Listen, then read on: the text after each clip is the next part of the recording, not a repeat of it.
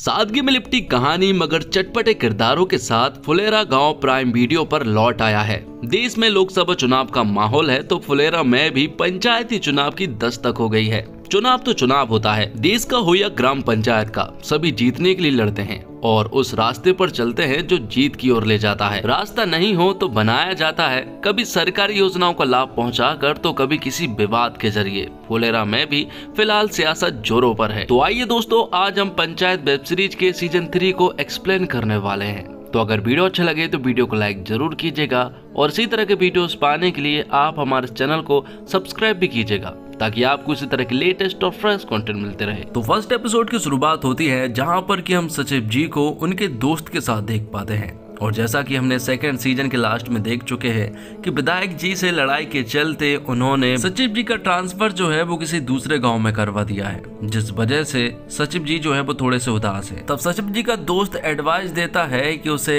सचिव के पद से रिजाइन दे देना चाहिए और सारा फोकस जो है वो अपने एग्जाम पर करना चाहिए। तो वहीं दूसरी तरफ हम देखते हैं कि आज ही के दिन ग्राम पंचायत फुलेरा में सचिव के पद के रूप में एक नए इंसान की एंट्री होती है और आज उसे ग्राम पंचायत फुलेरा में शाम के 7 बजने से पहले ज्वाइनिंग लेनी होगी। अब गांव में पहुंचने के बाद हम देखते हैं कि ग्राम पंचायत के सामने ही शहीद राहुल पांडे केंद्रीय पुस्तकालय बनाया गया है। तो वही नए सचिव के ग्राम पंचायत में पहुंचने के बाद वो देखता है कि दरवाजे पर ताला लगा हुआ है और आजू बाजू से कोई भी इंसान नजर नहीं आ रहा है। तभी यहाँ पर उसकी नजर पड़ती है यहीं पर लिखे हुए कुछ मोबाइल नंबर पर। तो सबसे पहले वो प्रधान जी के पास कॉल करता है।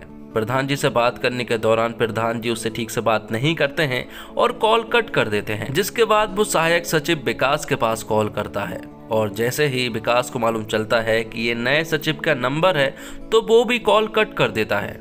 तब यहाँ पर नए सचिव को बिल्कुल भी समझ नहीं आ रहा था कि आखिर हो क्या रहा है। अब आगे प्रधान जी के पास विकास जाता है और यहाँ पर प्रधान जी विकास से कहते हैं कि वो नए सचिव पर नजर रखे कि आखिर वो वहाँ पर कर क्या रहा है और वो जो भी हरकत करे वो मुझे बताए, लेकिन दूर से। और फिर आगे हम विनोद और भूषण शर्मा और फिर बन राकस को देख पाते हैं जो कि आग को हवा देने का काम करता है और यहाँ भी वो विनोद को उल्टी सीधी पट्टी पढ़ा रहा होता है। वो उसे बता रहा होता है कि ग्राम पंचायत में जो भी पैसा आता है उनसे कोई भी काम नहीं किया जाता है। और वो दोनों जब बात कर ही रहे होते हैं कि तभी यहाँ पर उनके पास नया सचिव आता है और जैसे ही भूषण को मालूम चलता है कि ये नया सचिव है तो वो उसे भी पट्टी पढ़ाना शुरू कर देता है और प्रधान जी के खिलाफ भड़काने की कोशिश भी करता है। लेकिन फिलहाल तो नए सचिव की प्रॉब्लम ये है कि गेट पर ताला लगा हुआ है और चाबी प्रधान जी के पास है, लेकिन वो सचिव से बात नहीं कर रहे हैं। और फिर थोड़ी देर के बाद यहाँ पर विकास आता है। विकास ग्राम पंचायत के सामने नए सचिव को देखने लगता है, लेकिन कहीं पर भी विकास को नया सचिव नजर नहीं आ रहा था। लेकिन तभी नया सचिव जो है वो विकास को देख लेता है और वो उसे अपने पास बुलाता है। नया सचिव यहाँ पर विकास से चिल्लाते हुए कहता है कि आखिर वो उसके पास कॉल कर रहा है लेकिन वो उससे बात क्यों नहीं करना चाह रहा और कॉल को बार बार कट क्यों कर रहा है। यहाँ पर नया सचिव विकास को धमकी भी देता है और कहता है कि उसके ऊपर विधायक का हाथ है और वो उनके खिलाफ कंप्लेंट भी कर सकता है। ये सारी बातें सुनने के बाद विकास को कोई भी फर्क नहीं पड़ता है और वो अपनी बाइक को घुमा के वापस चला जाता है। नया सचिव चिल्लाते हुए कहता है कि वो दरवाजे का ताला जो है वो तोड़ देगा और ये सुनने के बाद भूषण तुरंत ही उसके पास हथौड़ा लेकर आ जाता है क्योंकि वो हवा देने का काम करता है और इससे अच्छा मौका वो नहीं छोड़ सकता। लेकिन वो नया सचिव का साथ नहीं दे रहा था। वो उससे कहता है कि आप दरवाजे का ताला तोड़िए, हम दूर खड़े होकर देखेंगे क्योंकि हम इन सब में इन्वॉल्व नहीं होंगे। तो नया सचिव जो है वो ताला तोड़ने में लग जाता है। तो वहीं दूसरी तरफ हम देखते हैं कि प्रधान जी के पास विकास आता है और ये सारी बातें बताता है। प्रधान जी उससे कहते हैं कि तुम्हें उस नए सचिव के पास प्रहलाद को लेकर जाना चाहिए। लेकिन विकास यहाँ पर प्रधान जी को बताता है कि प्रहलाद की हालत जो है वो बिल्कुल भी ठीक नहीं है। जब से उनका बेटा राहुल शहीद हुआ है वो गम में डूबे रहते हैं और दिन रात बस शराब पीते रहते हैं, जिसके बावजूद विकास जो है वो उनके पास खाना लेकर जाता है और प्रहलाद जी को देखते हुए साफ नजर आता है कि उनकी हालत वाकई ठीक नहीं है। तो अब प्रहलाद के घर में कोई भी नहीं बचा है, लेकिन विकास जो है वो सुबह शाम प्रहलाद जी को खाना देने के लिए जाता है और कभी कभी प्रधान जी के घर से भी प्रहलाद के घर पर खाना चला जाता है क्योंकि वो लोग प्रहलाद का बहुत ज्यादा ख्याल रखते हैं। तो जब विकास यहाँ पर प्रहलाद जी को बताता है कि नए सचिव के पद पर कोई दूसरा इंसान आया है तो ये सुनने के बाद तो प्रहलाद और विकास जो है वो तुरंत ही ग्राम पंचायत में पहुंच जाते हैं। वहां पर वो अपनी खटिया भी लेकर जाते हैं और यहाँ भूषण और विनोद जो है वो दूर से देख रहे होते हैं। वो लोगों को भड़काता है और तमाशा देखता है और उसे इसी में मजा आता है। तो अब यहाँ पर विकास और प्रहलाद जो है वो पहुंच चुके थे। प्रहलाद देखता है कि नया सचिव जो है वो दरवाजा का ताला तोड़ रहा है। ये देखकर प्रहलाद जो है वो विकास से कहता है कि वो एक बड़ा सा बांस तोड़ कर ले आए। और ये सुनने के बाद तो नए सचिव की सुट्टी पुट्टी गुल हो जाती है। वो समझ गया था कि अब उसकी पिटाई होने वाली है। इसके बावजूद वो वहां पर रुका था और विकास जो है वो बड़ा सा बांस लेने के लिए चला गया था। तभी यहाँ पर नया सचिव जो है वो विधायक के पास कॉल कर देता है। उसे ये सारी बातें मालूम चलती है तो विधायक का दिमाग खराब हो जाता है और वो तुरंत ही फुलेरा आने लगता है और सबको मारने की बात कहता है। लेकिन तभी यहाँ पर उसे मालूम चलता है कि आज उसकी कोर्ट में हेयरिंग है और वहां पर जाना बहुत ज़्यादा जरूरी है। इसलिए विधायक जी जो है वो डीएम के पास कॉल करवा कर इस मामले को रफा दफा करने के लिए कहता है। तो अब प्रधान जी के पास डीएम मैडम का कॉल आता है और प्रधान जी तुरंत ही अपना फोन अपनी पत्नी मंजू देवी को देते हैं। डीएम मैडम यहाँ पर मंजू देवी से कहती है कि उन्हें तुरंत ही हमारे ऑफिस आना होगा। तब वो लोग तुरंत ही डीएम मैडम के ऑफिस जाने लगते हैं। लेकिन जाते जाते वो लोग नए सचिव से भी मिलते हैं, जहाँ पर कि वो प्रहलाद को भी बैठा हुआ देख पाते हैं। नए सचिव यहाँ पर उन्हें बताता है कि प्रहलाद और विकास जो है वो उसे मारने की धमकी दे रहे हैं और विकास यहाँ पर एक बड़ा सा बांस लेकर आ चुका था। तो यहाँ पर मंजू देवी नए सचिव से कहती है कि वो लोग डीएम मैडम से बात करने के लिए जा रहे हैं, उसके बाद ही वो इस मामले पर कार्रवाई करेंगे। तो वहीं दूसरी तरफ सचिव जी के पास रिंकी का एक वॉइस नोट आता है जिसमें कि रिंकी बताती है सचिव जी को कि तुम्हारे सचिव पद के लिए यहाँ पर लड़ाई झगड़ा हो रहा है। तो वहाँ डीएम मैडम के पास मंजू देवी और प्रहलाद पहुंच चुके थे। यहाँ पर दोनों ही अपनी बातें कहते हैं कि उन्हें पुराना सचिव चाहिए है। लेकिन डीएम मैडम उन्हें पहले भी समझा चुकी है कि ये काम विधायक जी ने किया है और वो उनके खिलाफ नहीं जा सकती है, क्योंकि विधायक जी बहुत ही खराब आदमी है और वो उनके मुंह नहीं लगना चाहती है। तब यहाँ पर प्रहलाद जी यहाँ पर डीएम मैडम से कहते हैं कि अगर कोई नया सचिव आया तो वो उसके हाथ पैर तोड़ देगा, फिर चाहे उसे जेल ही क्यों ना हो जाए। तो अब डीएम मैडम जो है वो मंजू देवी को समझा देती है और नए सचिव की ज्वाइनिंग के लिए कह देती है। यहाँ पर प्रहलाद जी को बिल्कुल भी अच्छा नहीं लग रहा था, लेकिन उन्हें ये करना होगा।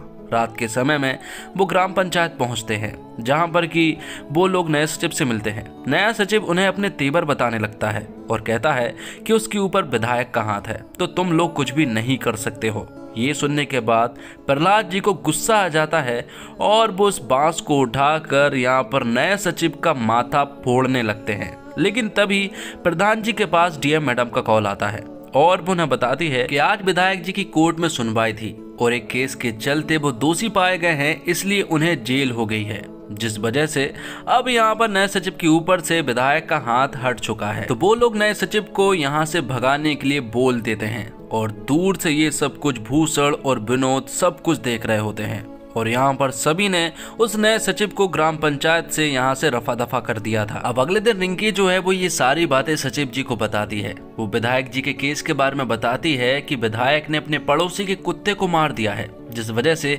उसके ऊपर मर्डर के चार्जेस लगे हुए हैं और उसे 2 साल की जेल भी हो चुकी है, जिस वजह से उस नए सचिव को भी यहाँ से भगा दिया गया है और तुम्हारे ट्रांसफर को भी रोक दिया गया है। ये सारी बातें सुनने के बाद सचिव जी जो है वो खुश हो जाते हैं और फिर अगले दिन वो फुलेरा गाँव के लिए निकल पड़ते हैं। तो एक बार फिर से ग्राम पंचायत फुलेरा में अभिषेक सर मतलब कि सचिव जी की एंट्री हो जाती है और इसी के साथ पहला एपिसोड यहीं पर खत्म होता है। तो सेकंड एपिसोड की शुरुआत होती है और हम जगमोहन की फैमिली को देख पाते हैं। उसकी फैमिली में उसकी पत्नी, उसकी माँ और एक बेटा होता है। तो यहाँ पर वो अपने फैमिली डिस्कशन को कर रहे होते हैं, तभी जगमोहन को बाहर किसी बाइक की गिरने की आवाज आती है। जैसे ही वो बाहर जाकर देखता है तो यहाँ उसे मालूम चलता है कि प्रधान जी और मंजू देवी का बाइक का एक्सीडेंट हो चुका है, जिस वजह से वो नीचे गिर गए हैं।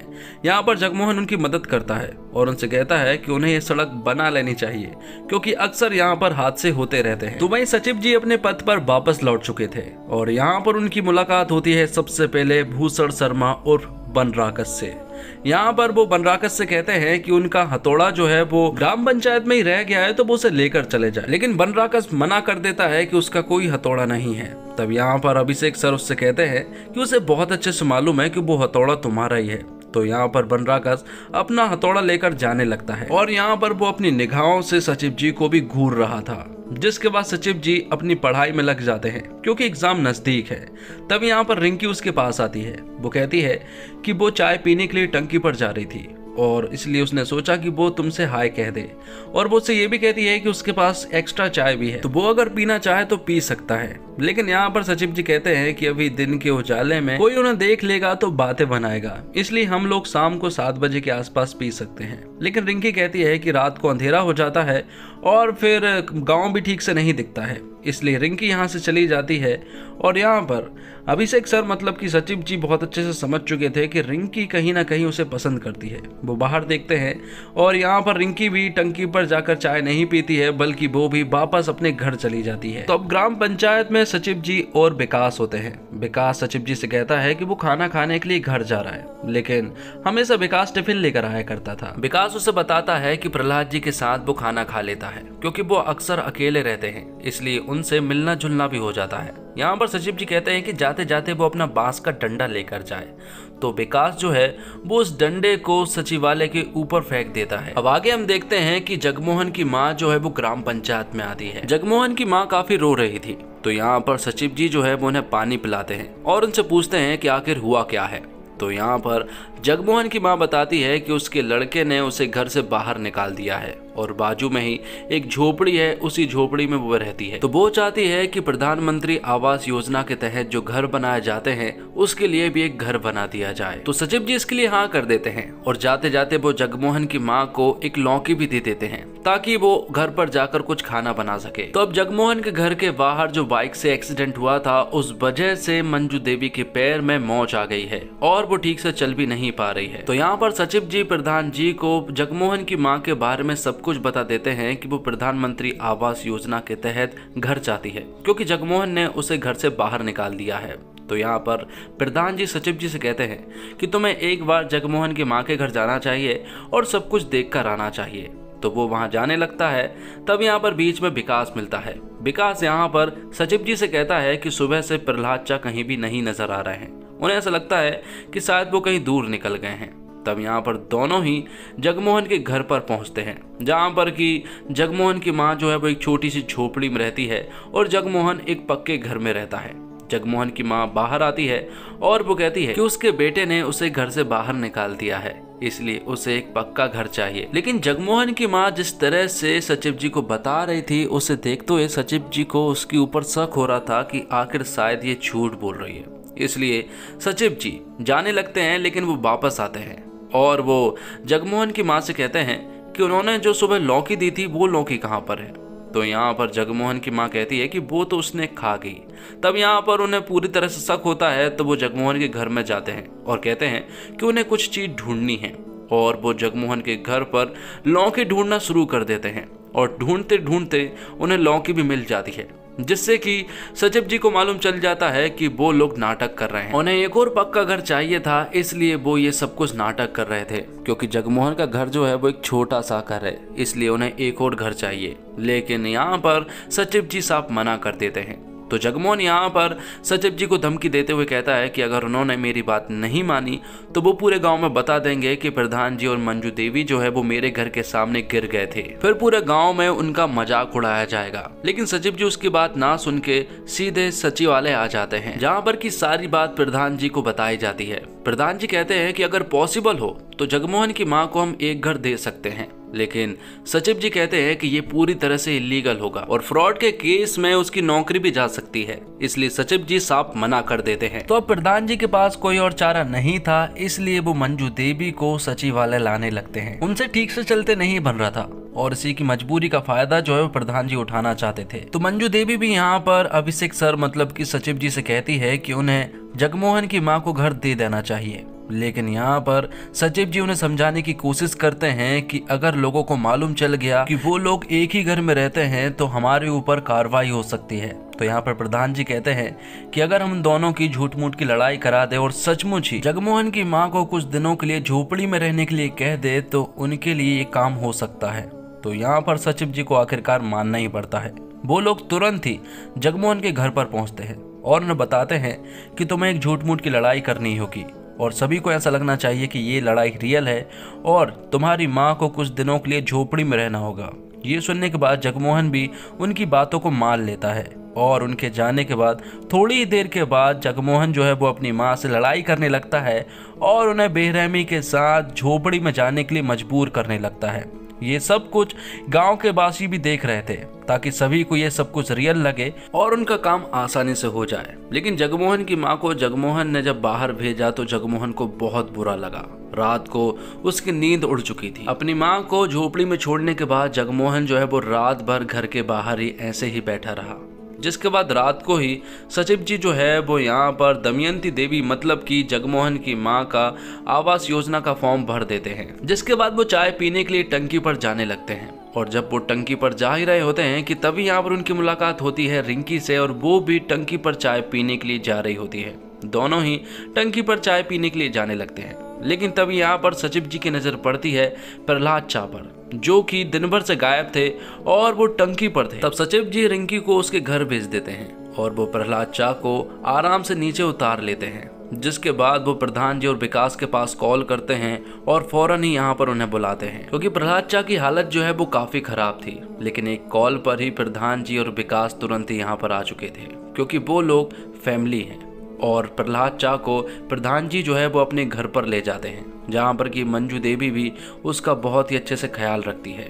और यहाँ पर मंजू देवी कहती है कि आज के बाद कोई भी टंकी पर नहीं चढ़ेगा, इसलिए वो वहाँ पर ताला लगा रही है। और इसी के साथ सेकंड एपिसोड भी यहीं पर खत्म होता है। तो थर्ड एपिसोड की शुरुआत होती है और हम माधव नाम के आदमी को देख पाते हैं जो कि अपनी बकरियों को चरा कर जब घर लौट रहा था तो वो देखता है कि जगमोहन की वाइफ जो है वो जगमोहन की माँ को खाना दे रही थी, जबकि उनकी तो लड़ाई है। अब आगे सचिवालय के सीन को दिखाया जाता है और यहाँ पर हमें मालूम चलता है कि प्रधानमंत्री आवास योजना के तहत फुलेरा के 12 लोगों के नाम आए हैं। वो लिस्ट जो है वो सचिवालय के बाहर लगा दी गई है और वो लिस्ट भूसड़ तक भी पहुँच चुकी है। यहाँ पर विनोद और माधव बहुत उम्मीद में थे कि उनके नाम भी जरूर आएंगे, लेकिन उनके नाम नहीं थे।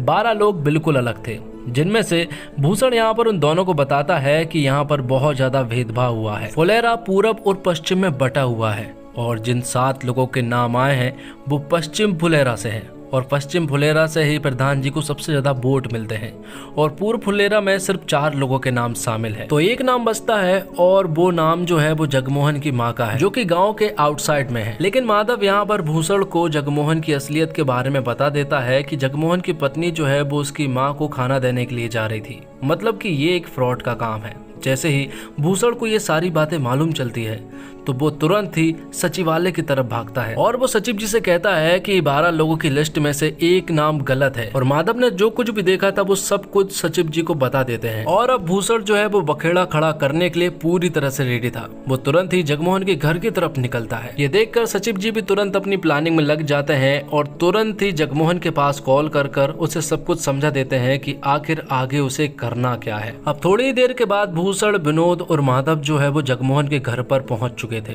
वो वहां पर देखते हैं कि जगमोहन जो है वो अपनी पत्नी को बहुत जोर से चिल्ला रहा था क्योंकि जगमोहन की पत्नी ने उसकी माँ को खाना दे दिया था और कह रहा था कि अगली बार अगर उसने उसकी माँ को खाना दिया तो वो उसे भी बाहर निकाल देगा। ये सब चीजें देखकर माधव, विनोद और भूषण को यकीन हो जाता है कि ये सच है। जिसके बाद वो तीनों ही जगमोहन की माँ से मिलने के लिए जाते हैं, जहाँ पर कि जगमोहन की माँ जो है वो बीमार होने का नाटक कर रही थी। वो बस इतना कह रही थी कि उसे अंदर से कुछ ठीक नहीं लग रहा है, उसका मन बिल्कुल भी ठीक नहीं है। ये सब चीजें सुनने के बाद भूषण कहने लगता है कि वो जल्द ही कंपाउंडर भेजने वाला है और फिर तुरंत ही कंपाउंडर को लेने के लिए भी चला जाता है। वहीं दूसरी तरफ हम सचिव जी को देख पाते हैं जिसके पास जगमोहन का कॉल आता है। जगमोहन सचिव जी से कहता है कि वो भूषण जो है वो माँ के पास कंपाउंडर को भेजने वाला है, जबकि माँ तो बीमार ही नहीं है। अगर उसने उल्टी सीधी गोलियां माँ को खिला दी तो माँ बीमार पड़ सकती है। तो यहाँ पर सचिव जी कहते हैं कि अगर कंपाउंडर गोली देता है तो उन गोलियों को रख लेना, खाना मत। थोड़ी देर के बाद जगमोहन की माँ को चेक करने के लिए कंपाउंडर आता है और जगमोहन की माँ सिर्फ एक ही बात कह रही थी कि उसे अंदर से अच्छा नहीं लग रहा है। तब कंपाउंडर को ऐसा लगता है कि शायद दादी माँ को गैस की प्रॉब्लम होगी, इसलिए यहाँ पर कंपाउंडर जो है वो उन्हें गैस की गोली खिलाने लगता है और जगमोहन की माँ गोली भी चुपचाप खा लेती है क्योंकि वो बीमार होने का नाटक कर रही थी, इसलिए उन्हें खाना पड़ता है। और जगमोहन भी यहाँ पर कुछ नहीं कर सकता क्योंकि वो नाटक कर रहा है। अब रात के सीन को दिखाया जाता है जहाँ पर कि आधी रात को सचिव जी के पास जगमोहन का कॉल आता है। जगमोहन यहाँ पर सचिव जी से कहता है कि गैस की गोली खाने के कारण उसकी माँ जो है वो सचमुच ही बीमार पड़ चुकी है, इसलिए उन्हें जल्द से जल्द हॉस्पिटल ले जाना होगा। तब यहाँ पर सचिव जी तुरंत ही प्रहलाद चा के पास जाते हैं और गाड़ी का जुगाड़ करने के लिए कहते हैं। वो तुरंत ही एक टेम्पो वाले के पास जाते हैं जिसने एक पौवा पिया हुआ था, इसलिए वो टेम्पो नहीं चला सकते थे। इसलिए टेम्पो जो वो प्रहलाद चा चलाने वाले थे, लेकिन उन्होंने भी पहले से एक खंबा गटकाया हुआ था, इसलिए टेम्पो को ना चाहते हुए भी सचिव जी को ही चलाना पड़ता है। और जैसे तैसे करके वो टेम्पो को जगमोहन के घर पर ले जाते हैं, जिसके बाद वो सभी मिलकर जगमोहन की माँ को क्लिनिक ले जाते हैं। क्लिनिक पहुंचने पर हमें मालूम चलता है कि जगमोहन की माँ को कुछ भी नहीं हुआ था, बस थोड़ी सी कमजोरी थी। इसलिए यहाँ पर जगमोहन थोड़ा रिलैक्स फील करता है। बाहर आने पर वो कहता है कि एक रात का खर्चा बहुत ज़्यादा हो जाएगा और वो इतने पैसे कहाँ से लाएगा। तो यहाँ पर प्रहलाद चा कहते हैं कि उसके पास बहुत पैसा है, तो पैसे की चिंता करने की कोई भी ज़रूरत नहीं है। ये सुनने के बाद जगमोहन जो है वो प्रहलाद चा के गले लग जाता है। अगले दिन जगमोहन की माँ घर पर वापस आ चुकी थी, लेकिन वो जगमोहन के घर पर नहीं जाते हुए अपनी झोपड़ी में वापस चली जाती है, क्योंकि उन्हें अपना घर चाहिए था और रोल भी प्ले करना है, भले ही उनकी तबीयत खराब ही क्यों ना हो। लेकिन अब ये सब कुछ जगमोहन को बिल्कुल भी देखा नहीं जा रहा था, इसलिए वो तुरंत ही प्रहलाद चा के पास जाता है और कहता है कि उसे प्रधानमंत्री आवास योजना का पैसा नहीं चाहिए है, बस उसे अपनी माँ चाहिए है। अगर उसने घर अलग बना भी लिया तो उसकी माँ अलग रहेगी, क्योंकि उसे तो अपनी माँ के साथ रहना है। तो प्रहलाद चा के दिमाग में एक आइडिया आता है और वो जगमोहन की माँ को अपने साथ ले जाने लगते हैं। वो सीधा उन्हें अपने घर ले जाते हैं और अपना बहुत बड़ा घर बताते हैं। और यहाँ पर इमोशनल होते हुए प्रहलाद चा उन्हें बताते हैं कि इस घर में कोई भी नहीं है और ये घर जो है वो मुझे काटने के लिए दौड़ता है। प्रहलाद चा यहाँ पर दादी को बहुत ज़्यादा समझाते हैं कि उन्हें एक साथ रहना चाहिए, और बहुत समझाने के बाद दादी भी समझ चुकी थी और अब वो जगमोहन के घर पर ही रहने के लिए आ गई थी। और यहाँ पर सारे कैरेक्टर मौजूद थे, जैसे कि भूषण, विनोद और माधव, और यहीं पर सचिव जी और विकास भी मौजूद थे। तो अब एक नाम कैंसिल हो चुका है, तो आखिरकार वो एक नाम किसको मिलेगा, और वो डिसाइड करेंगे प्रधान जी। और इसी के साथ एपिसोड 3 भी यहीं पर खत्म होता है। अब 4th एपिसोड की शुरुआत होती है, जहां पर कि पंचायत में बोर्ड मीटिंग शुरू होने वाली थी। लेकिन जैसे ही मीटिंग शुरू होने वाली थी कि उससे पहले ही भूषण अपनी टीम के साथ आ जाता है और सभी से कहने लगता है कि एक बहुत बड़ा फ्रॉड हुआ है। वो बताता है कि गाँव वालों के साथ कैसा भेदभाव हो रहा है। वो बताता है कि पश्चिम फुलेरा से प्रधानमंत्री आवास योजना में 8 लोगों के नाम आए हैं, जबकि पूर्व फुलेरा से सिर्फ और सिर्फ 4 लोगों के नाम आए हैं। ये सरासर राजनीति है, क्योंकि प्रधान जी को पश्चिम फुलेरा से सबसे ज्यादा वोट मिलते हैं, इसलिए उन्होंने प्रधानमंत्री आवास योजना में उन्हीं के नाम डाले हैं।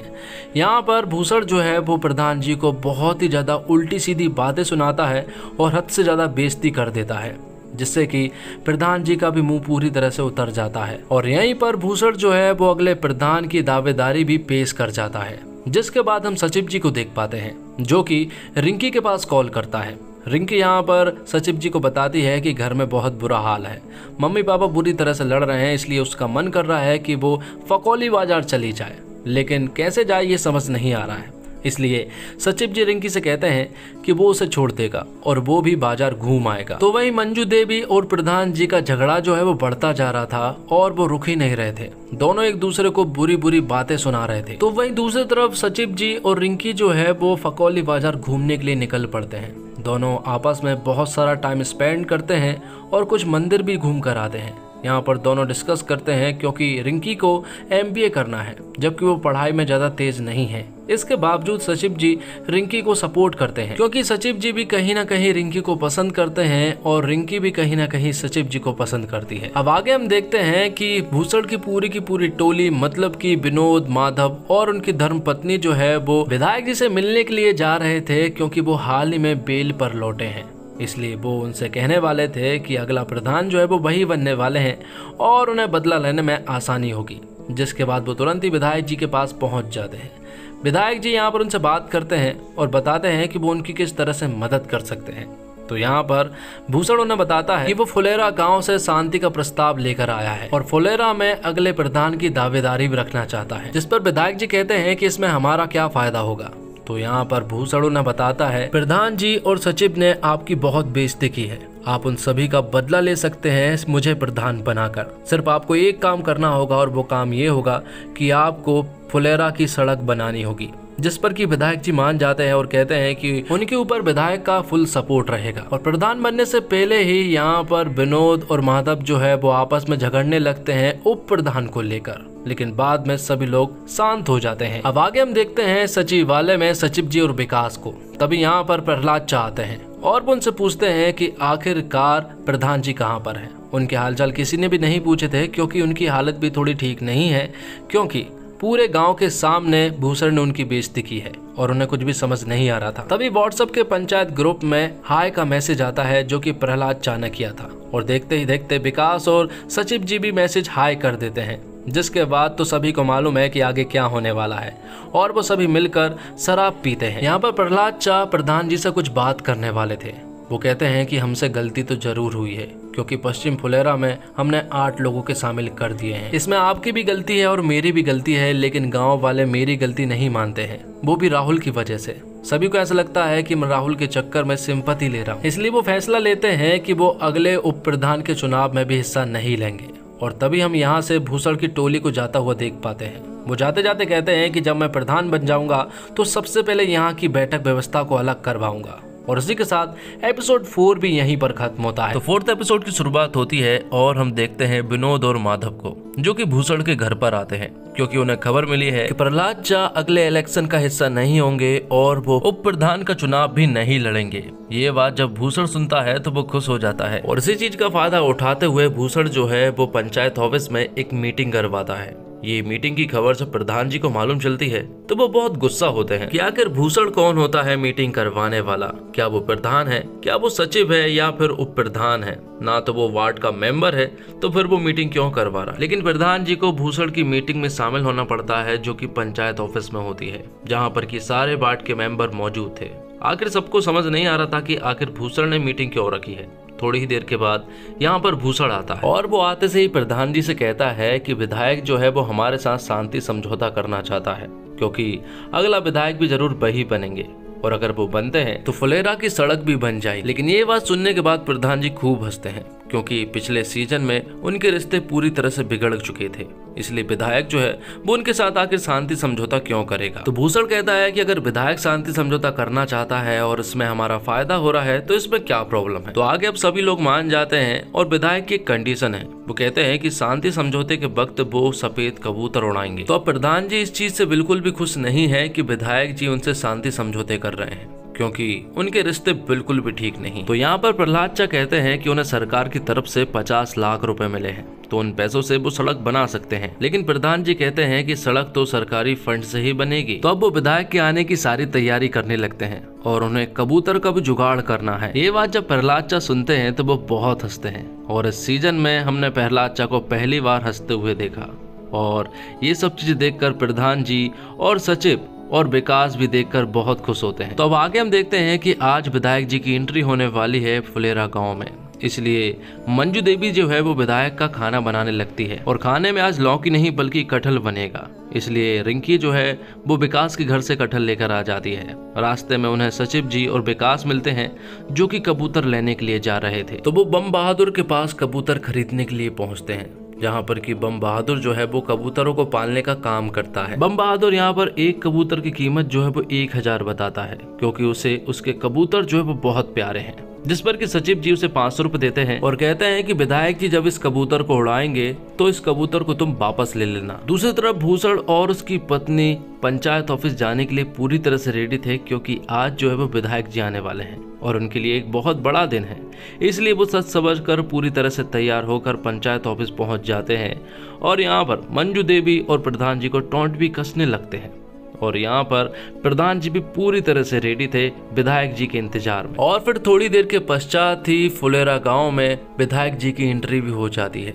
उनके साथ उनकी बेटी भी आई हुई थी। जैसे वो यहाँ पर आते हैं तो प्रधान जी माला डालने के लिए आगे बढ़ते हैं, लेकिन विधायक जी उन्हें इग्नोर करते हुए भूषण के पास चले जाते हैं और जो माला भूषण के पास थी उस माला को अपनाते हैं। ये देखकर प्रधान जी को बिल्कुल भी अच्छा नहीं लगा, क्योंकि ये उनके लिए एक बेइज्जती के रूप में था। तो यहाँ पर विधायक जी फुलेरा गांव से शांति समझौते की बात करता है और आखिर में जब खाना खाने की बारी आती है तो यहाँ पर विधायक जी खाना खाने के लिए जाने लगते हैं।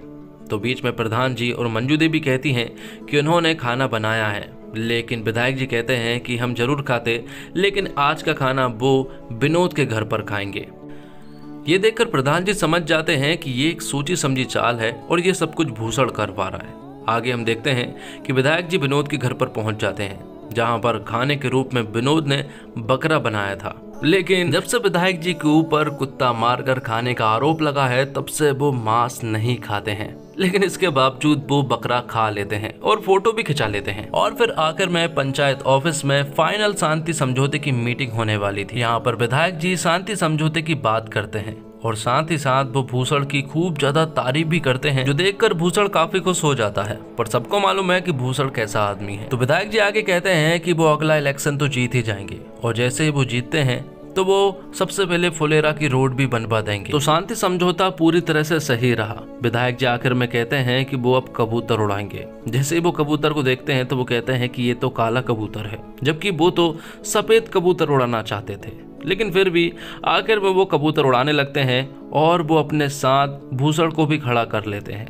यहाँ पर वो कबूतर को बहुत जोर से पकड़ते हैं और जैसे ही वो कबूतर को ऊपर उछालते हैं तो आगे हम देखते हैं कि कबूतर सीधा जमीन पर गिर जाता है और यहाँ पर कबूतर की मौत हो जाती है, जो देखकर बम बहादुर को बहुत बुरा लगता है, क्योंकि उसको कबूतर बहुत ज्यादा प्यारे हैं। और जिस तरह से कबूतर जमीन पर पड़ा हुआ था, उसे देखकर बम बहादुर तिलमिला उठता है और वो यहाँ पर विधायक जी को उल्टी सीधी बातें सुनाने लगता है और वो विधायक जी को हत्यारा भी कह देता है। और ये बात सुनते से ही छुट्टन जो है वो बम बहादुर की कॉलर पकड़ लेता है। लेकिन बम बहादुर अब अकेला नहीं था, उसके साथ सभी लोग थे। सचिव जी कहते हैं कि उसे कॉलर छोड़नी चाहिए, वरना उसका अंजाम बहुत बुरा होगा। प्रधान जी के साथ साथ सारे गांव के लोग जो हैं वो अब बम बहादुर के साथ थे। ये देखकर विधायक जी फौरन यहाँ से निकल लेते हैं और जो वाहवाही उन्होंने कुछ देर पहले बटोरी थी, वो सारी वाहवाही धरी की धरी रह जाती है। और 5th एपिसोड यहीं पर खत्म होता है। तो अब 5th एपिसोड की शुरुआत होती है, जहाँ पर कि हम सचिव जी को पढ़ते हुए देख पाते हैं।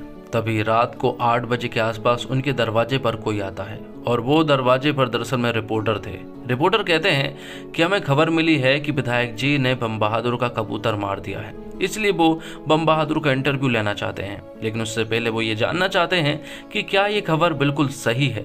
जिस पर कि सचिव जी जो है वो तुरंत ही प्रधान जी के पास कॉल करते हैं और ये सारा मामला जो है वो उन्हें बताते हैं। तो सचिव जी कहते हैं कि अब ये आग हमारे हाथ में है कि इसे भड़काना है या फिर बुझा देना है। लेकिन वो तो आग भड़काने वाले थे, क्योंकि विधायक ने उनका साथ कभी भी नहीं दिया था। इसलिए सचिव जी, प्रहलाद चा और विकास जो है वो बम बहादुर के घर पर पहुंच जाते हैं रिपोर्टरों को लेकर और बम बहादुर का इंटरव्यू लेने लगते हैं, जहां पर कि बम बहादुर इंटरव्यू के दौरान सभी को बता देता है कि विधायक जी ने उनका कबूतर मार दिया है। और ये न्यूज जो है वो धीरे धीरे वायरल हो जाती है और विधायक जी तक भी पहुंच जाती है। तो विधायक जी के सामने भूषण, माधव और विनोद तीनों ही थे। वो भूषण से कहते हैं कि जिस तरह से बम बहादुर ने इंटरव्यू दिया है, उसी तरह से वो चाहते हैं कि बम बहादुर एक और इंटरव्यू दे जिसमें कि वो विधायक से माफी मांगे। अब अगले दिन सचिव जी कच्चे पर हैंडपंप पर नहाने के लिए जाने लगते हैं। तभी उनकी नजर पड़ती है रिंकी पर, जो कि पंचायत ऑफिस की तरफ ही आ रही होती है। ये देखकर सचिव जी जो है वो तुरंत ही कमरे की तरफ भागते हैं और वहां जाकर खूब तैयार होकर बाहर निकलते हैं और रिंकी से बात करना शुरू करते हैं।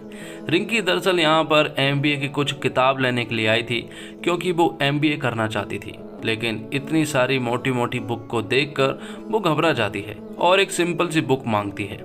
आगे हम देखते हैं कि बम बहादुर की रक्षा करना अब प्रधान जी के हाथ में था, क्योंकि जिस तरह से उसने इंटरव्यू दिया था, तो अब उन्हें ऐसा लगता है कि विधायक जो है वो बम बहादुर के ऊपर अटैक कर बच सकता है। इसलिए वो पंचायत ऑफिस में ही उसका एक बिस्तर लगा देते हैं और यहीं पर रहने के लिए कहते हैं। साथ ही हथियार के रूप में वो उसे वही बांस देते हैं जो कि उन्होंने नए सचिव को मारने के लिए बुलाया था। तभी विकास के पास खुशबू का कॉल आता है, जो कि बेहोश हो गई थी। इसलिए वो तुरंत ही खुशबू के पास पहुंचते हैं। यहाँ पर उन्हें मालूम चलता है कि दरअसल में हो सकता है कि उसे चक्कर इसलिए आया था क्योंकि शायद विकास जो है वो बाप बनने वाला है। अब ये सुनकर वो सभी लोग खुश हो जाते हैं और वो उनसे हॉस्पिटल जाकर चेक करवाने के लिए भी कहते हैं। दूसरी तरफ हम देखते हैं कि भूषण की पूरी गैंग जो है वो बम बहादुर को पूरे गांव में ढूंढ रही थी, लेकिन बम बहादुर तो कहीं भी नजर नहीं आ रहा था। उन्हें ऐसा लग रहा था कि बम बहादुर ने गांव छोड़ दिया है। तब उनकी नज़र जो है वो पंचायत ऑफिस में पड़ती है जहाँ पर कि ताला लगा हुआ था। इसलिए वो खिड़की से चेक करने लगते हैं और उन्हें खिड़की से बम बहादुर मिल जाता है। बम बहादुर को ऐसा लगता है कि ये लोग उसे मारने के लिए आए हैं, जबकि भूषण उसे बताता है कि वो बस ये चाहते हैं कि वो एक वीडियो में माफीनामा कबूल कर ले ताकि विधायक जो है वो उसके साथ कुछ भी ना करे, वरना विधायक उसकी सारी बहादुरी निकाल देंगे। दूसरी तरफ हॉस्पिटल में चेकअप करवाने के बाद विकास और सबको मालूम चलता है कि वो पिता बनने वाला है। ये उनके लिए एक खुशी की न्यूज़ थी जो सुनकर सभी लोग बहुत खुश होते हैं। सभी लोग घर आते हैं जहाँ पर रात का खाना जो है वो प्रहलाद चा के घर पर बनने वाला था। वहाँ पर सारे मेहमान आते हैं और सभी का बहुत ही अच्छे से खातिरदारी की जाती है और सभी लोग बहुत खुश थे। तभी यहाँ पर बम बहादुर के साथ वो रिपोर्टर आ जाते हैं। विधायक ने जिस तरह से बम बहादुर को धमकी दी है वो ये सारी बातें प्रधान जी को बताते हैं, लेकिन बम बहादुर उनसे कहता है कि वो माफी नहीं मांगेगा। अगर यही बात वो शांति से कहते तो शायद वो बात मान भी जाता, लेकिन उन्होंने तो मुझे धमकी दी है, जिस पर कि वो रिपोर्टरों के सामने एक और इंटरव्यू लेते हैं। और यहाँ पर सारा गाँव जो है वो बम बहादुर के पीछे खड़ा हुआ था। वो बम बहादुर कहता है कि मुझे विधायक जी ने धमकी दी है, लेकिन इस बार पूरा का पूरा गांव मेरे साथ है। और ये न्यूज भी वायरल हो जाती है और विधायक जी तक भी ये न्यूज पहुंच चुकी थी। और इसी के साथ एपिसोड 6 भी यहीं पर खत्म होता है। 7वें एपिसोड की शुरुआत में हम देखते हैं कि प्रधान जी अपने सभी लोगों के साथ मिलकर गाँव का एक चक्कर लगा रहे थे, क्योंकि उन्हें मालूम है कि विधायक जी कभी भी उनके साथ बुरा कर सकते हैं। इसलिए वो बम बहादुर से मिलने के लिए भी पहुंच जाते हैं। बम बहादुर एकदम रिलैक्स है, उसे ऐसा लग रहा है कि अब उसके साथ कुछ भी नहीं होने वाला है। बम बहादुर जो है वो पूर्वी फुलेरा में रहता है और इस तरह से प्रधान जी ने पूर्वी फुलेरा में भी अपनी पकड़ बना ली थी। यहाँ पर वो सभी लोग आपस में बात कर ही रहे होते हैं कि तभी उनकी नजर पड़ती है गणेश और रवीना पर। रवीना और गणेश को आप बहुत ही अच्छे से जानते होंगे, खासकर गणेश को जिसकी गजब बेइज्जती हुई थी। तो गणेश जो है वो अपने ससुराल आता है और यहाँ पर वो किसी से भी ठीक ढंग से बात नहीं करता है, उसका एक अलग ही एटीट्यूड है। तो कुछ दिन गणेश जो है वो इसी गांव में रुकने वाला है। सचिव जी गणेश के बारे में एक बात कहते हैं कि ये इंसान एक लाइन में किसी का भी बीपी बढ़ा सकता है। जिसके बाद विधायक के यहाँ पर हम कुछ छपरी गुंडों को देख पाते हैं। वो विधायक से मिलने के लिए आते हैं क्योंकि उन्हें सुपारी मिली है बम बहादुर की टांग तोड़ने के लिए। यहाँ पर विधायक जी उससे कहते हैं कि आखिर तुम टांग किस तरह से तोड़ोगे। तो वो बताते हैं और उन्हें ये भी बताते हैं कि प्रधान जी से तो उनकी पर्सनल दुश्मनी भी है, तो वो ये काम तो जरूर करेंगे। अब रिंकी अपनी बेस्ट फ्रेंड रवीना और उसके पति गणेश से मिलने के लिए आती है। गणेश पूरी तरह से खफा रहता है क्योंकि उसकी शादी ठीक ढंग से नहीं हुई थी, लेकिन फिर भी वो बगीचा घूमने के लिए जाने वाले थे। इसलिए रिंकी जो है वो सचिव जी को भी बुला लेती है। सचिव जी बिल्कुल नहीं आना चाहते हैं क्योंकि गणेश से उनकी बिल्कुल भी नहीं पटती है। इसके बावजूद उन्हें आना पड़ता है रिंकी की वजह से। वो लोग बगीचे में घूमते हैं जहाँ पर गणेश और सचिव जी आपस में बात करने की कोशिश तो करते हैं, लेकिन वो कर नहीं पाते हैं। जिसके बाद गणेश कहता है कि उसे पंचायत ऑफिस भी घूमना है, इसलिए वो वहां जाने लगते हैं। लेकिन रास्ते में ही गणेश का मन चेंज हो जाता है और वो कहता है कि वो ऊपर टंकी पर चढ़ना चाहता है, लेकिन सचिव जी कहते हैं कि वहां पर जाना मना है क्योंकि अक्सर बच्चे वहां पर जाते रहते हैं। लेकिन गणेश कहता है कि वो बच्चा नहीं है और वो वहां पर जाकर रहेगा। तब प्रहलाद चा वहां पर लगे दरवाजे को तोड़ देते हैं और टंकी का रास्ता जो है वो क्लियर कर देते हैं। जैसे ही रास्ता क्लियर होता है तो गणेश कहता है कि अब उसका मन बदल गया है और जिज्ञासा भी पूरी तरह से खत्म हो चुकी है, इसलिए अब वो टंकी पर नहीं जाएगा और यहाँ से वो घर चला जाता है। ये देखकर विकास जो है वो सचिव जी से कहता है कि आपने इससे बिल्कुल सही कहा था कि ये एक नंबर का एसोल आदमी है। जिसके बाद हम बम बहादुर को एक जगह पर बीड़ी पीता हुआ देख पाते हैं। तब यहाँ पर विधायक के वही छपरी गुंडे आ जाते हैं। वो यहाँ पर बम बहादुर से बात करने लगते हैं और कहते हैं कि वो तो उसकी टांग तोड़ने वाले हैं। जब ये बात बम बहादुर सुनता है तो वो तुरंत ही यहाँ से दौड़ना शुरू कर देता है। वो दोनों ही उसका पीछा तो करते हैं, लेकिन वो उसका पीछा नहीं कर पाते हैं क्योंकि बम बहादुर बहुत तेज भागता है। वो सीधा पंचायत ऑफिस पहुंचता है जहाँ पर कि सभी लोग मौजूद थे। वो प्रधान जी को बताता है और वो उनका रास्ता देखने लगते हैं, लेकिन अभी तक तो कोई भी नहीं आया था। तो वो छपरी गुंडे जो है वो खाली हाथ ही विधायक के पास पहुंच जाते हैं। विधायक जी को बड़ा बुरा लगता है कि वो ये काम नहीं कर पाए हैं, इसलिए वो लोग उन्हें खरी खोटी सुनाते हैं और उन्हें अपने घर से बाहर भगा देते हैं। अब पंचायत ऑफिस में एक मीटिंग थी। यहाँ पर भूषण भी आता है और वो कहता है कि जिस तरह से विधायक ने हमारे ऊपर हमला किया है, हम उसके ऊपर क्या कार्रवाई करेंगे। तो यहाँ पर प्रधान जी भूषण को पंचायत ऑफिस से भगा देते हैं क्योंकि उन्हें मालूम है कि अगर इसे कुछ भी बताया तो ये फौरन जाकर विधायक जी को सब कुछ बता देगा। इसलिए वो उसे भगा देते हैं, जिसके बाद वो प्लानिंग करने लगते हैं। सचिव जी कहते हैं कि हाल ही में खबर आई है कि विधायक जी अपना घोड़ा बेचना चाहते हैं और अगर ऐसे में वो घोड़ा हम खरीद ले तो मजा ही आ जाएगा, क्योंकि विधायक जो है वो फुलेरा से नफरत करता है और वो घोड़ा हम खरीद लेंगे तो उसकी बेइज्जती हो जाएगी, क्योंकि विधायक जी जो है वो अपने घोड़े को बहुत ज्यादा पसंद करते हैं, अपने बेटे की तरह मानते हैं। और दरअसल में विधायक जी अपने घोड़े को इसलिए बेचना चाहते हैं क्योंकि विधायक के पंडित जी ने कहा है कि तुम्हें कुछ दिन जीव जंतुओं से दूर रहना चाहिए, क्योंकि कभी वो कुत्ता मार देते हैं तो कभी कबूतर। पर प्रॉब्लम ये है कि विधायक जो है वो अपने घोड़े को फुलेरा के किसी भी आदमी को नहीं बेचेंगे, उन्हें किसी दूसरे आदमी की जरूरत थी, इसलिए वो लोग गणेश की मदद लेते हैं। वही आदमी है जो कि दूसरे गांव का है और वो मदद कर भी सकता है।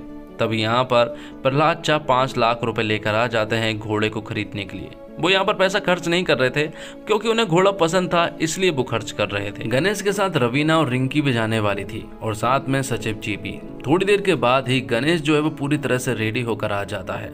रास्ते में वो जाने लगते हैं और रास्ते में यहाँ पर सचिव जी जो है वो गणेश को धन्यवाद कहते हैं कि वो उनकी मदद करने के लिए मान गया है और गणेश ने भी अपनी सारी पुरानी बातों को भुला दिया था।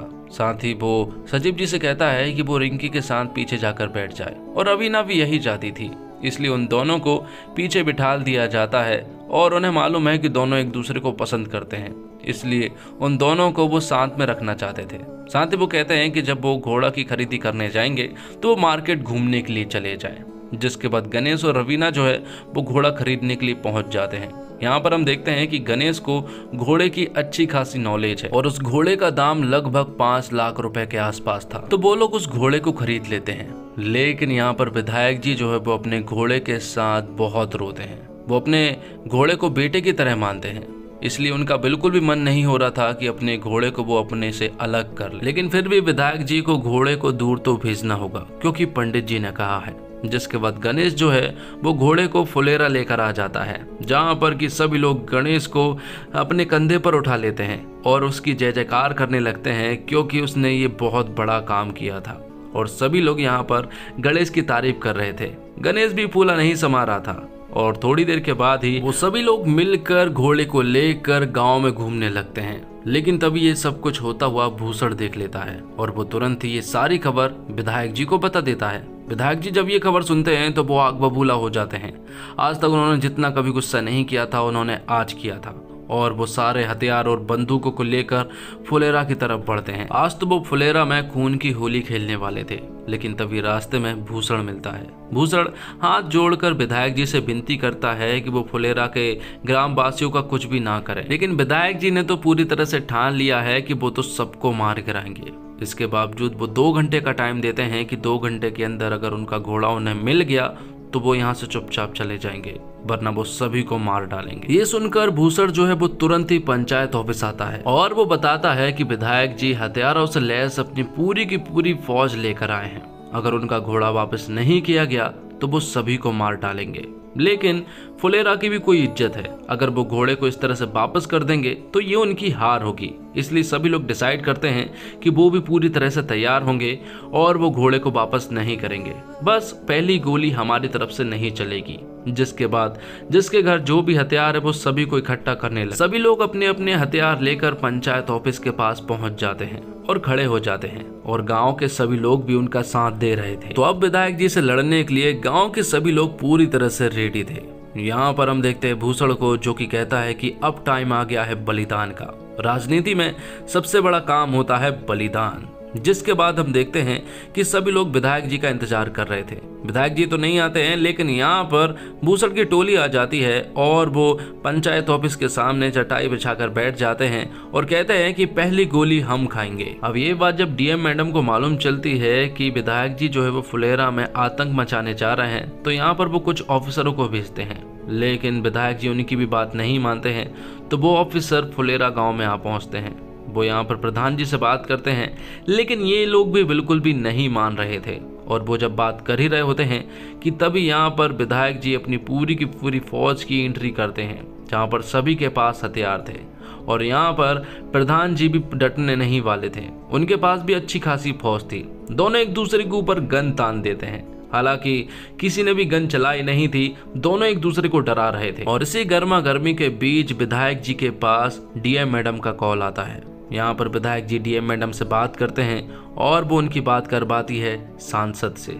और जब सांसद की बात विधायक जी से होती है तो वो सरेंडर हो जाते हैं और कुछ भी नहीं करते हैं, क्योंकि उन्हें मालूम चल गया था कि अगर उन्होंने कुछ भी किया तो बहुत कुछ गलत हो सकता है। इसलिए विधायक जी अपने कदम पीछे ले लेते हैं और सारी की सारी फौज को लेकर वापस हो जाते हैं। ये देखकर हम देख पाते हैं कि फुलेरा की ये जीत थी और सभी लोग जश्न मनाने लगते हैं। और यहाँ पर शांति समझौता करने आए थे भूषण की टीम चुपचाप यहाँ से चली जाती है। अब 15 दिन के बाद के सीन को दिखाया जाता है। 15 दिन के बाद अब यहाँ पर सचिव जी का एग्जाम होने वाला था। वो अपने एग्जाम के लिए पूरी तरह से रेडी थे। वो बनारस जाने वाले थे एग्जाम देने के लिए और बीच में ही भूषण यहाँ पर बैठा हुआ था और वो उन्हें देख रहा था। तभी वो किसी के पास कॉल करता है और कुछ खबर देता है। तो अब सभी लोग सचिव जी को बस स्टैंड के पास छोड़ने के लिए आते हैं, जहाँ पर कि थोड़ी देर के बाद बस आने लगती है। सचिव जी बस में बैठने वाले थे, लेकिन उससे पहले ही बाइक पे सवार 2 लड़के आते हैं और वो उनके ऊपर फायरिंग करना शुरू कर देते हैं, जिससे कि वो चारों ही अपनी जान बचाकर यहाँ से भागने लगते हैं। वो बाइक सवार जो है वो आगे निकल जाते हैं और सभी लोग सचिव जी को बस में बिठाने लगते हैं। लेकिन तभी वो देखते हैं कि वो बाइक सवार जो है वो वापस आ रहे थे, लेकिन सचिव जी का जाना जरूरी है क्योंकि उनका एग्जाम है। वो बाइक सवार वापस आते हैं और प्रधान जी विकास और प्रहलाद चा के ऊपर अंधाधुंध फायरिंग करना शुरू कर देते हैं। हालांकि अभी तक किसी को भी कोई भी गोली नहीं लगी थी। और फिर वो अपनी बाइक को छोड़कर यहाँ से भागना शुरू करते हैं। वो गुंडे जो है वो उनका पीछा कर रहे थे और उनके ऊपर गोलियां भी चला रहे थे। वो उनका पीछा ही नहीं छोड़ रहे थे और आखिर में वो तीनों ही इन गुंडों के हाथ पकड़े जाते हैं। और तभी विकास के पास सचिव जी का कॉल आता है, लेकिन विकास जो है वो सचिव जी को कुछ भी नहीं बताता है कि अगर कुछ भी बताया तो वो अपना एग्जाम छोड़कर वापस आ जाएंगे। तभी इन गुंडों ने प्रधान जी का नाम पूछा और आखिर में वो प्रधान जी को गोली मार देते हैं। जिसके बाद हम रात को सीन को देख पाते हैं, जहां पर कि सचिव जी अपना एग्जाम कंप्लीट करके तुरंत ही हॉस्पिटल आते हैं, जहां पर कि प्रधान जी एडमिट थे। वो देखते हैं कि प्रधान जी को गोली तो लगी है, लेकिन वो कंधे पर लगी है, इसलिए प्रधान जी खतरे से पूरी तरह से बाहर थे। लेकिन सचिव जी को बहुत गुस्सा आ रहा था, क्योंकि उन्हें मालूम है कि ये काम किसका है। ये काम विधायक का है और उन्हें इन्फॉर्मेशन भूषण ने दी होगी, इसलिए आग बबूला होकर वो हॉस्पिटल से बाहर निकलते हैं। बाहर निकलते से ही उनकी मुलाकात हो जाती है विधायक जी से। वो विधायक जी को चिल्लाने लगते हैं कि आखिर उन्होंने प्रधान जी के ऊपर गोली क्यों चलवाई।